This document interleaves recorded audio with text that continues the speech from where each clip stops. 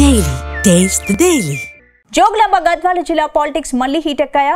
ప్రజాపాలన దినోత్సవంలో అధికార పార్టీ నేతలకు ఘోర అవమానం జరిగిందా? అధికార పార్టీ నేతలను స్టేజ్ పైకి రాకుండా స్థానిక ఎమ్మెల్యే అడ్డుకున్నారా? ఓ మహిళా లీడర్ వర్గం కావడంతోనే వారిని పక్కన పెట్టారా? ఈ విషయంలో రంగంలోకి దిగిన ఈ మహిళా లీడర్ మరోసారి ఎమ్మెల్యేకు స్ట్రాంగ్ వార్నింగ్ ఇచ్చారా?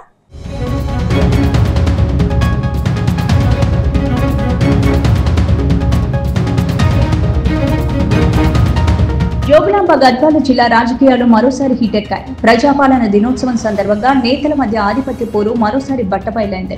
ప్రజాపాలన వేడుకల్లో సొంత పార్టీ నేతలకే ఎమ్మెల్యే బండ్ల కృష్ణమోహన్ రెడ్డి షాక్ ఇచ్చారు. జోగులాంబలో ప్రజాపాలన వేడుకలకు ముఖ్య అతిథిగా ఢిల్లీలో రాష్ట్ర అధికార ప్రతినిధి ఏపీ జితేందర్ రెడ్డి హాజరయ్యారు. ఆయనతో పాటు స్థానిక ఎమ్మెల్యే బండ్ల కృష్ణమోహన్ రెడ్డి, కలెక్టర్తో పాటు స్థానిక మార్కెట్ కమిటీ చైర్మన్ కు వేదికపై అవకాశం కల్పించారు.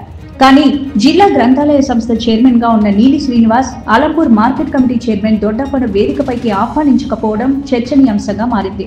అయితే ఈ ఇద్దరు నేతలు సరిత తిరుపతితో కలిసి పనిచేస్తుండడమే ఎమ్మెల్యే ఆగ్రహానికి కారణంగా తెలుస్తోంది.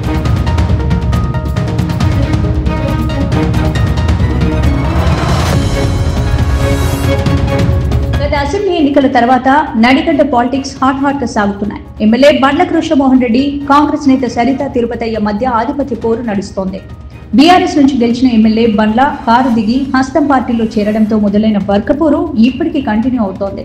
అయితే సరిత తిరుపతయ్య బీసీ వర్గం కావడంతో బీసీలంతా ఆమెకు అండగా నిలుస్తున్నారు. కానీ బండ్ల మాత్రం సరిత వర్గాన్ని అస్సలు దగ్గరకు రానియడం లేదు. తాజాగా ప్రజాపాలన దినోత్సవమే ఇందుకు ఉదాహరణగా చెప్తున్నారు. కానీ సరిత వర్గం అంతే ధీటుగా ఎమ్మెల్యేకు కౌంటర్ ఇస్తోంది. అందుకే ఇద్దరు నేతలు వేదికపైకి వెళ్లి అధికారులను అడిగే ప్రయత్నం చేశారు. ఆ వెంటనే పోలీసులు వారిని నెట్టేయడంతో దుమారం రేగింది. దాంతో ఆగ్రహంతో ఊగిపోయిన ఇద్దరు నేతలు తమకు ప్రోటోకాల్ ప్రకారం వేదికను పంచుకునే అవకాశం ఎందుకు ఇవ్వరంటూ ప్రశ్నించారు. అటు ఎమ్మెల్యే బండ్ల కృష్ణమోహన్ రెడ్డి తమపై దురుసుగా ప్రవర్తించారని ఆరోపించారు. ఆ తర్వాత జిల్లా కలెక్టర్ ఎస్పీకి ఫిర్యాదు చేయడం చర్చనీయాంశంగా మారింది.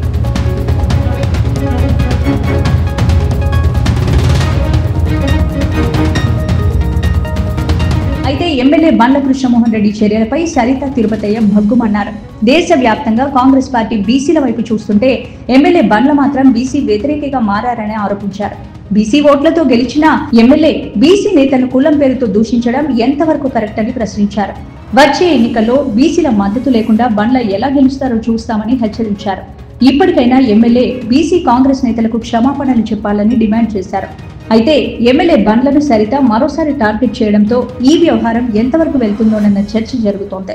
తెలంగాణ రాష్ట్రమే కాదు దేశం మొత్తం కూడా బీసీల పక్షాన నిలబడుతూ ఇటు సోనియా గాంధీ గారు, రాహుల్ గాంధీ గారు, మల్లికార్జున ఖార్గే గారు, వారితో పాటు మన రాష్ట్ర ముఖ్యమంత్రి రేవంత్ రెడ్డి గారు, పిసిసి మహేష్ కుమార్ గౌడ్ గారు, వీళ్ళందరూ కూడా బీసీలకి న్యాయం జరగాలి, వాళ్ళకి రాజ్యాధికారం కల్పించాలనే ఉద్దేశంతో 42% రిజర్వేషన్ కోసం పోరాడుతున్న సందర్భంలో గద్వాల్లో మాత్రం భిన్నంగా ఐడిఓసీలో జరిగిన ప్రజాపాలన సంబరాలలో ఏ ఎస్సీ, ఎస్టీ, బీసీ, మైనార్టీ బిడ్డల ఓట్లతో ఆయన గెలిచిందో అదే బీసీలను పక్కన కూర్చోబెట్టుకోవడం చిన్న చూపుగా భావించి గ్రంథాలయం చైర్మన్ ని కావచ్చు, ఇటు మార్కెట్ యార్డ్ చైర్మన్ ని ఇద్దరిని కూడా కులం పేరుతో దూషిస్తూ దుర్భాషలాడుతూ వాళ్ళని అవమానించడం అనేది నిజంగా చాలా బాధాకరమైన విషయం. మొత్తం మీద గద్వాల రాజకీయాలపై కాంగ్రెస్ హైకమాండ్ దృష్టి సారించకపోతే పార్టీకి ఇబ్బందికరమైన పరిస్థితులు ఎదురవుతాయని నేతలు, కార్యకర్తలు ఆవేదన చెందుతున్నారు.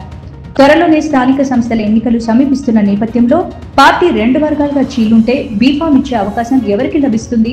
ఇచ్చిన ఒక వర్గం సపోర్ట్ చేస్తే మరో వర్గం ఎంతవరకు సపోర్ట్ చేస్తుందన్న సందేహాలను పలువురు నాయకులు, కార్యకర్తలు వ్యక్తం చేస్తున్నారు.